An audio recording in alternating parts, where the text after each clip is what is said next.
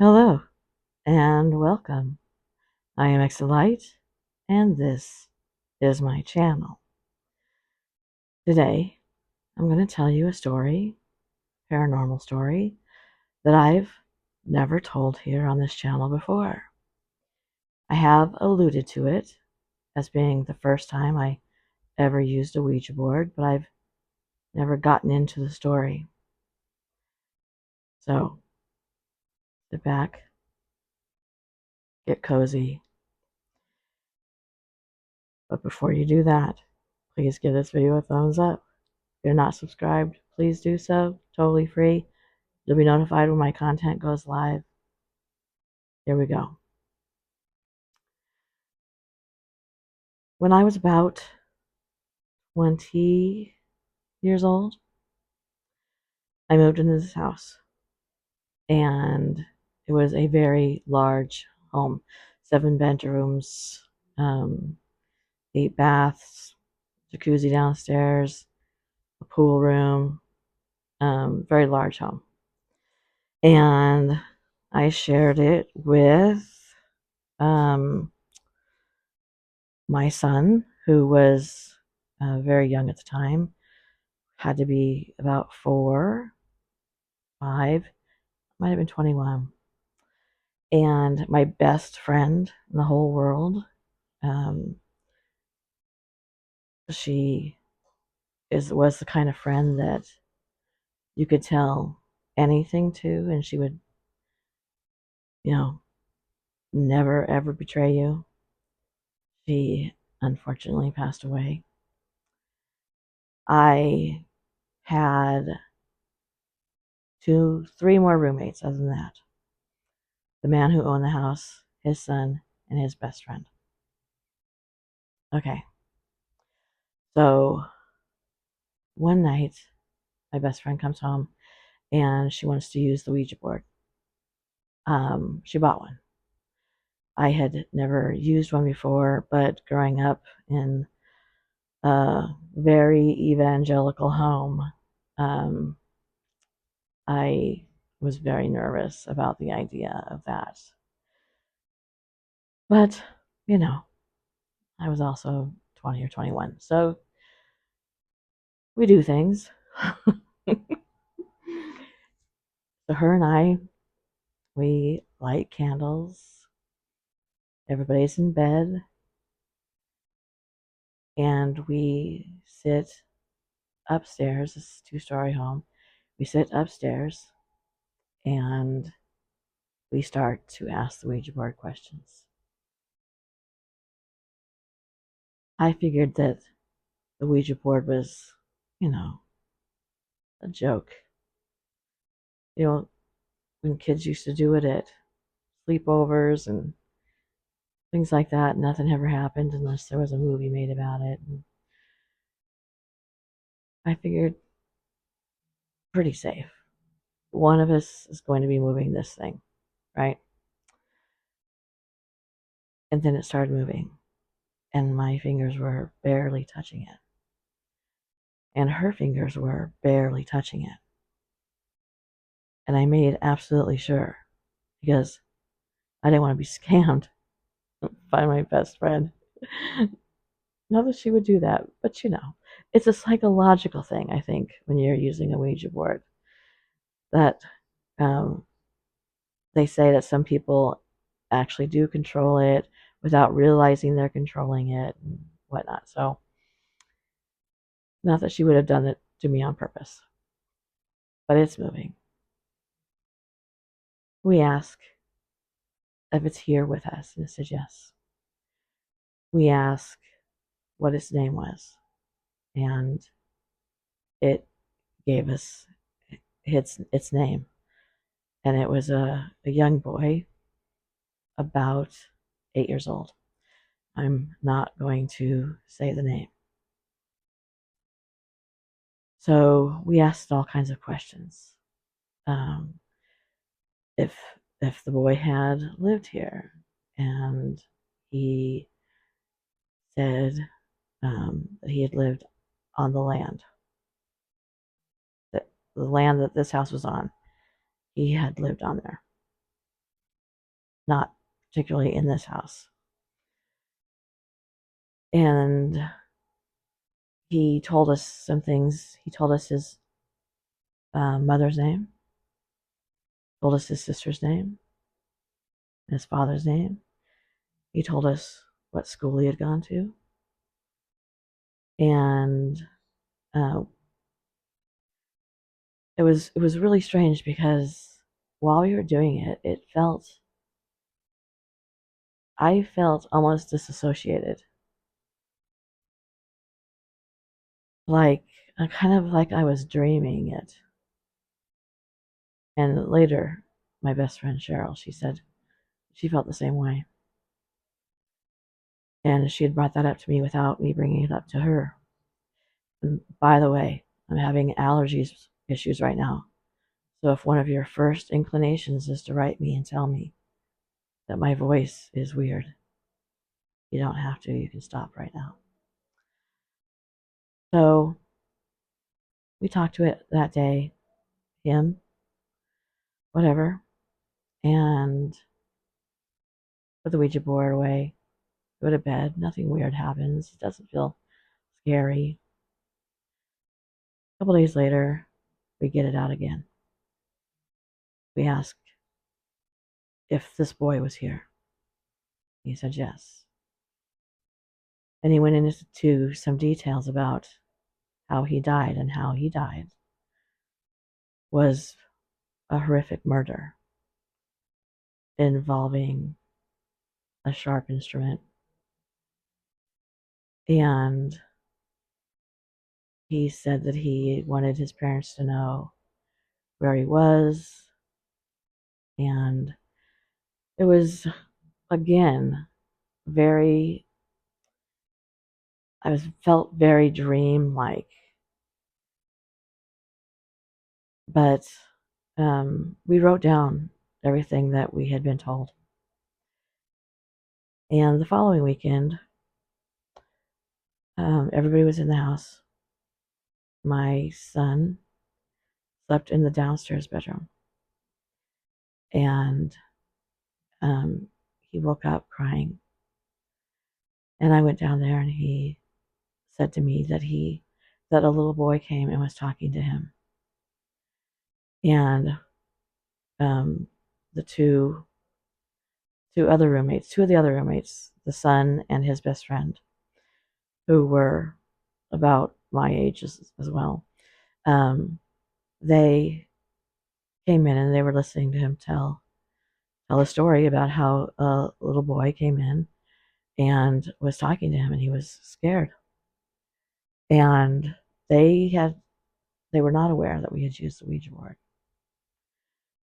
but Cheryl and I were, and it did shake me a little because it hadn't happened before. So about a week later, we aren't really thinking much about it anymore. We still have everything written down that he had said, and the my the son and his best friend roommates came when I had gotten home from work and said, I gotta tell you something that happened to my oldest son last night. And so they said that he had gotten out of bed and they were in the downstairs family room, and he said that he slowly walked in and he didn't say anything. He just stared at them. And they said, I'm just going to call him Jay. He used to be on this channel, but as of now, I'm just going to call him Jay. He said that he had said, Jay, what's wrong?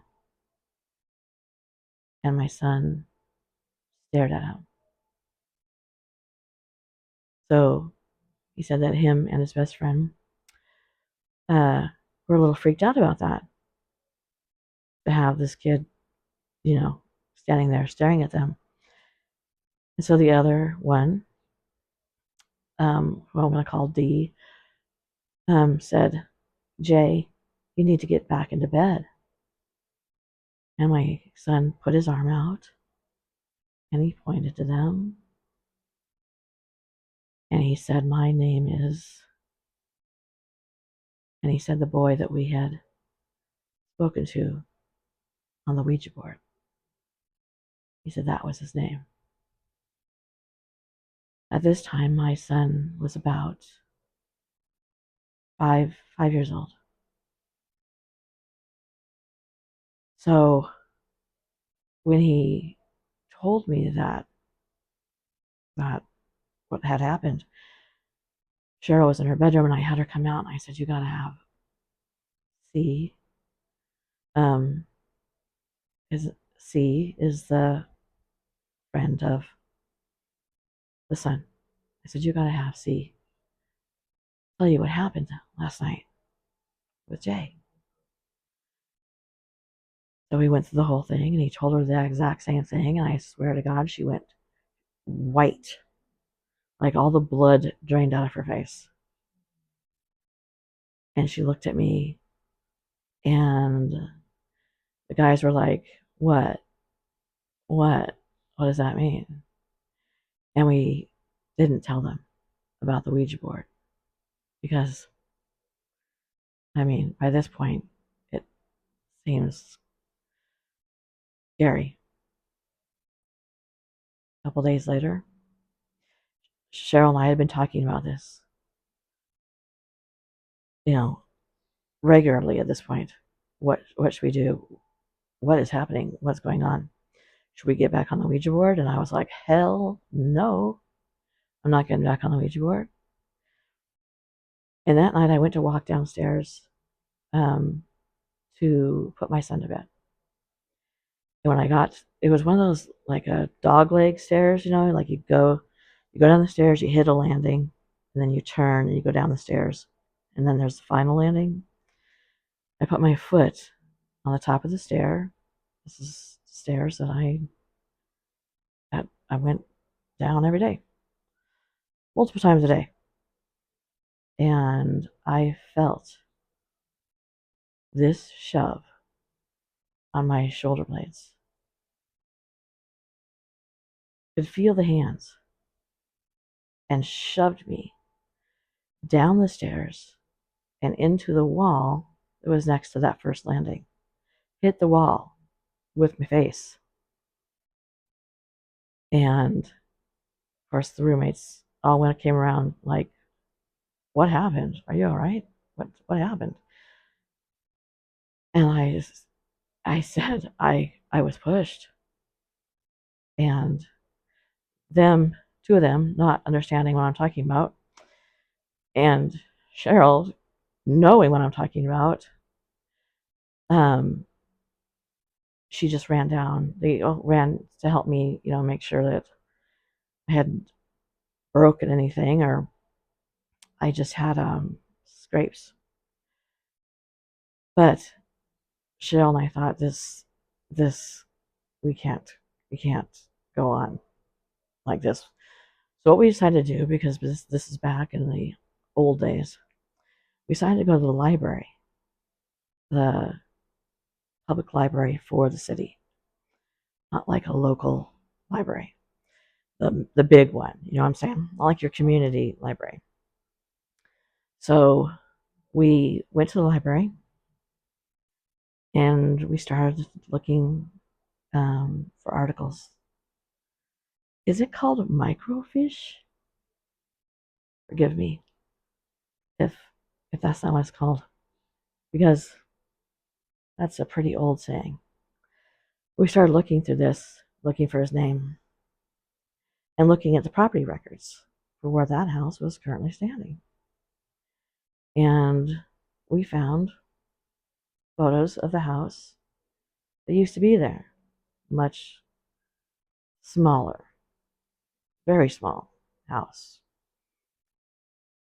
And it was surrounded by trees. Because the area, as I said this 150 million times on this channel, I grew up in the woods. This wasn't this had also been the woods.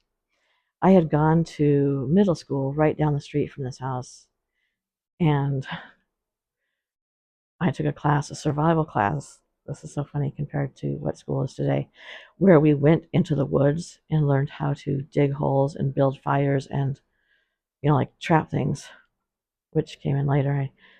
I've also told the stories about me building traps on my parents' property. Anyway, so I knew this area well. I had grown up um, in this area, but not, not to be, not to, not, I didn't know anything that had been on like 20, 25 years previous. But there was this house, and it was surrounded by trees, and now the house was still surrounded by trees, but they were pushed back much, much further because this house is I don't know, 6,000 square foot house, something like that, 7,000, and it had a big garage in the back.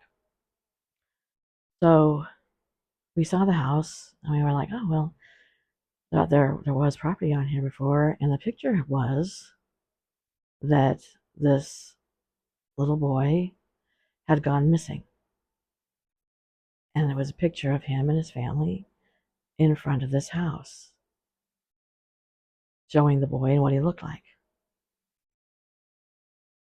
And we went, oh my goodness, because the name of the boy was the name that the Ouija board told us that my son had walked out of his bedroom saying that he was. We looked further into it, news reports, and this boy had been found on the property. His father had been arrested for his murder, for killing him with an axe.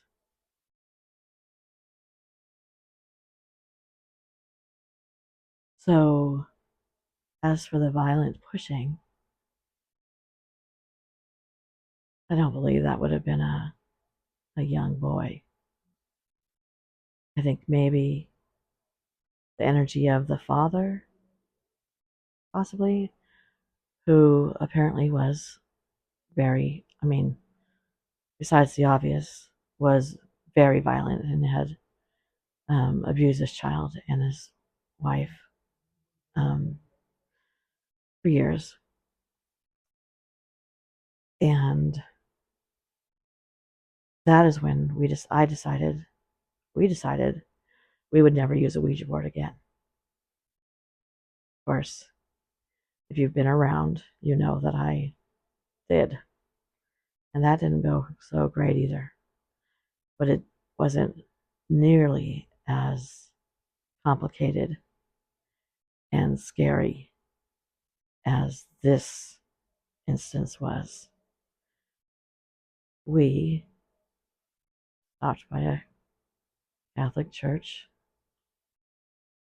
and just spoke to a priest. I'm not Catholic, as I've already told you. Plenty of times I wasn't raised Catholic. Cheryl was agnostic at best, but we explained the story and asked if we could have some holy water, which she gave us some. And that's the first time I was ever told to use salt. Which, if you listen to my last video, I think it was actually a pagan way of getting rid of bad spirits that was absorbed into the Catholic Church. So it gave us a specific kind of salt, not like not iodized salt. Although I've been known to use iodized salt in cases of emergency. We went and got the rock salt, took it home, pounded it. I was going to say grounded it up, but we basically pounded it up and went around the house and sprinkled around the outside and did the whole holy water thing. And we had to do this, and she had no idea even how to say a prayer. So that fell onto my shoulders. I'm no pastor, I'm no priest, but I did the best I could, um, given the situation. And we never told anybody that that had happened. To the best of my knowledge, she never told anybody. It was her and I knew. I have told um, the tiniest bit of the story to people I know that we used the Ouija board, the boy, I got shoved, but I didn't tell him the whole story, anything that happened to my son. You know, I say this all the time that when you've had experiences like this, um, you don't really now I think it's a lot different, but then and many years before then, it wasn't really something you talked about without people thinking that, you were nuts or you were into some witchcraft or whatever. So it wasn't something that I told. This will be the first time that my husband hears the whole story if he listens to the channel. So leave me your comments below. Tell me what you think. Let me know if you've had experiences with Ouija boards. Like I said, that was my first experience. I only had one more. And then one more time after that, I found a Ouija board that my brother had brought about my first house when I was 22 years old. My brother had brought in a Ouija board into that house. I found it. We burned it. 2 days later, it was back in the house. Whoops, there's something I have to tell you. Something weird happened to my phone when I was recording, and I had my husband take a video of it so that he could show you. I don't usually record on my phone. I don't usually record a video, but I did tonight, and something weird went on with my phone. So here's the recording.